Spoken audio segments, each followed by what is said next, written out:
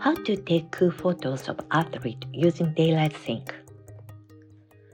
In this video, I will show you how to take cool photos of athlete by using a technique called daylight sync. This time, a small softbox will be used as a main light, and a Godox AD200 as an edge light. The subject will be standing with the sun as a backlit during a clear midsummer day. First, take a photo without a flash.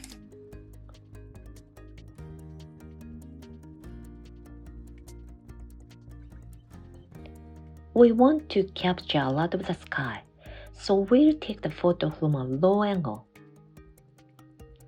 The photo is backlit, so it's like a silhouette. This image is also pretty cool.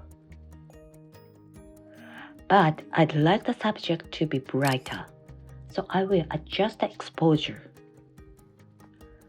The exposure was set to the subject, so the sky in the background ended up bright and white.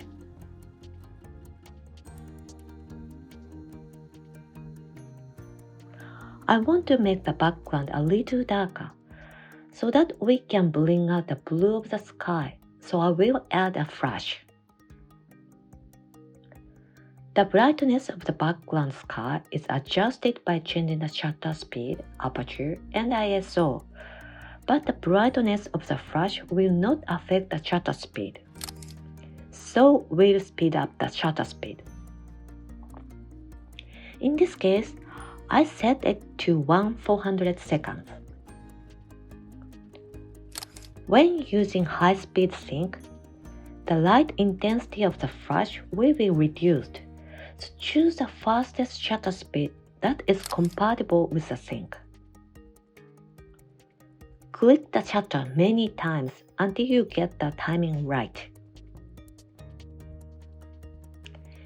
You can take cool daylight sync photos by first adjusting the brightness of the background to your liking, and then matching the light intensity of the flash accordingly.